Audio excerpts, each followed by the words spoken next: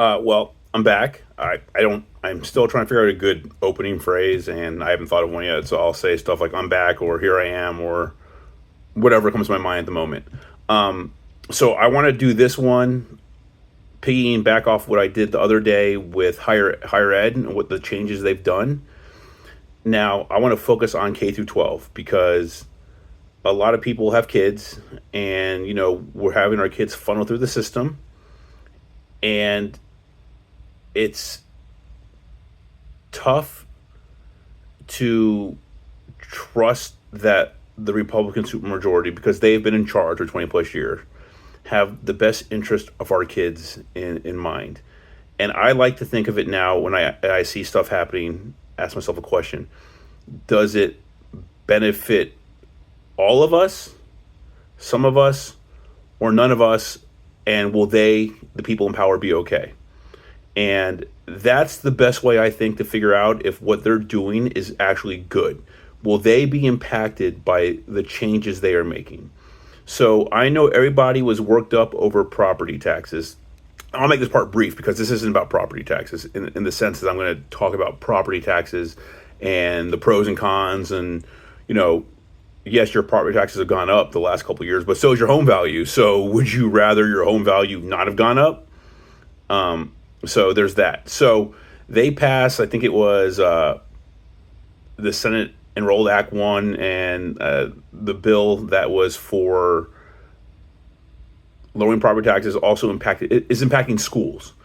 So I will go with what my school district, because my kids go to, we're here in Hancock County and Mount Vernon School District. So when this law has been passed, but it goes into effect, so next year, my school district will lose 4.8%. So it's going to have a loss of 1,521,000. In 2027, we lose 5.2%. So we have another loss of $1,740,190. And in 2028, we lose 10%. So that brings us to 3,589,110,000.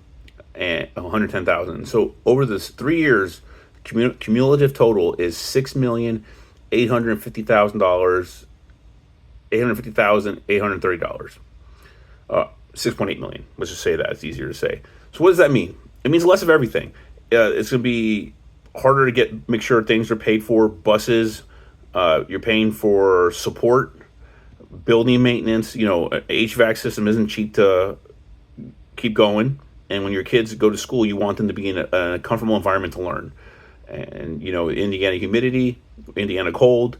If those things go down, the schools have to get them fixed quickly, and that's not free. There's a cost associated with all these things. So let's see how else this bill impacts. And I wrote things down because this is things I'm just not going to remember off the top of my head all the time. So we have revenue sharing with charter schools begins in 2028. So what does that mean? So from 2028 onward, districts like Mount Vernon must share a portion of their property tax funded operating and referendum revenues with charter schools, phased in up to 100% by 2031. Though charters are currently limited in Mount Vernon, any student attending a charter counts, meaning even a small enrollment could lead to significant revenue reallocations. This new obligation will further reduce the amount of money the district retains for buses, utilities, facility upkeep, and debt service. Again, things cost money. Nothing's free in this world. And we are paying our property taxes for our kids to get an education. And Hancock County is the second fastest growing county in the state right now, behind, I think, Boone County. And within Hancock County, Mount Vernon is the fastest growing school district in Hancock County. So, and I guess I'm not gonna make this about vouchers, but what I will say about vouchers, because the schools lose money when we send the kids go to the voucher, take the voucher with them and go to a charter school, whatever, magnet school, private school. I hear a lot of Republicans saying things like, "I don't want government handouts. I don't need the government's help," which is fine. So you can say that. You're allowed to have that. But the hypocrisy of taking the full voucher, and I believe for Mount Vernon it's like $6,300, when you don't pay $6,300 in property taxes. So you're taking more than you're putting in, but then you're the same person saying, I don't want government handouts. What do you call anything above and beyond what you pay in the property taxes? I call that a handout. You didn't pay into the system for that much money, but you're taking more out of the system than you put in. I hear them call people who do that leeches and whatnot. So put that out there. How else does this bill impact the schools?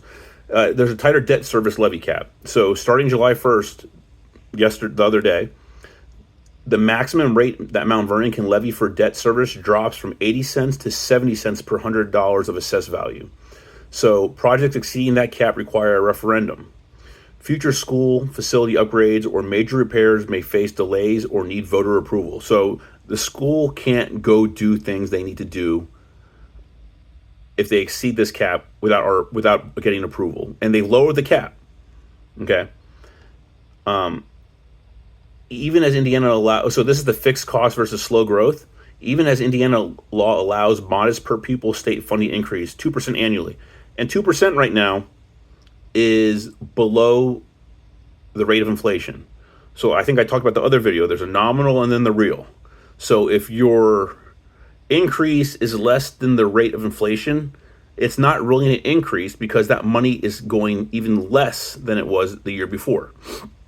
So fixed, so the 2% goes to fixed costs, but rising utility prices, transportation, and maintenance often grow faster.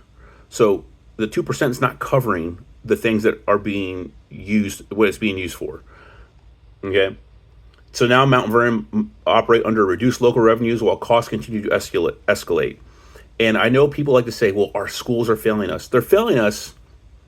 I don't think they are failing us, but if you want to say that they're failing us, they're failing us because they're not getting funded properly. They're not being given the resources to do what they need to do. And that makes it an easy target for politicians to say, they're not doing their job. Let's give the money to a charter school. They'll do better. They do better. And I don't have the information on me, but I've seen some studies that say there really isn't a difference. Some people might believe there is, and that's great, but is it doing that much better that we need to hurt everybody else too? And I don't think it is. I don't believe it is.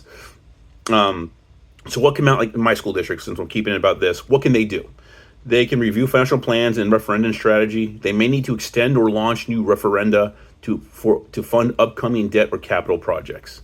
And I know my school's had to do that a couple times, but it's been a couple years since they've had to, and we've had good growth, which helps. But now you're taking away from them. Are they going to have to go to that? They have to adjust operational budgets to manage rising fixed costs amid slower revenue growth. And they have to engage the community early, explain the forthcoming financial gaps and the potential need for referenda. And it's hard for people to say yes to a referenda because, I see what I pay in property taxes every year. And then the school comes back for more. And then they come back for more. But you have to realize they're not coming back just for the fun of it. They're coming back because they need the money for something. Because the state passes laws, and then it just trickles down. And the school districts have to do what they have to do. And they have to try to do the most efficient way possible. And when they can't, they have to raise more money.